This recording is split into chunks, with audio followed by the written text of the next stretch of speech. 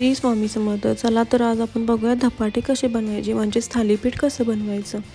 इथे मी 2 वाटी ज्वारीचं पीठ, 1 वाटी डाळीचं पीठ आणि 1 वाटी गव्हाचं पीठ घेतले. त्या पिठामध्ये बारीक चिरलेला कांदा घातला, कोथिंबीर घातली, 1 चमचा जिरं, 1 चमचा ओवा, अर्धा चमचा खायचा सोडा, अर्धा चमचा हळद, अर्धा चमचा गरम मसाला आणि एका मिक्सरच्या भांड्यामध्ये 2-3 मिरच्या, लसूण घातलं, जिरे घातलं, आलं घातलं, कोथिंबीर घातलं आणि याची पेस्ट करून घेतली.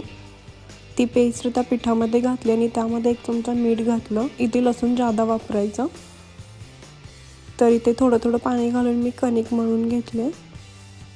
तर ही आपल्याला सॉफ्ट एकदम मळून घ्यायचे. आता आपण इथे धपाटे थापायला घेऊ. तर मी पोळपाटवरती कापड ओलं करून घेतलं. त्याच्यावरती थोडीशी कणिक घेऊन ते आपल्याला गोल थापून घ्यायचं. तर अशा पद्धतीने इथे धपाटा थापून घेतला आणि तव्याला तेल लावून त्याच्यावरती हे आपल्याला टाकून घ्यायचं आहे. वरतून थोडं पाणी लावलं आणि त्याच्यावरचं कापड काढून घेतलं. तसेच त्याला हाताने जरा होल पाडल्यासारखं करून तेल घातलं आहे. वरती झाकण ठेवून 2 ते 3 मिनिट आपल्याला ते भाजून घ्यायचं आहे.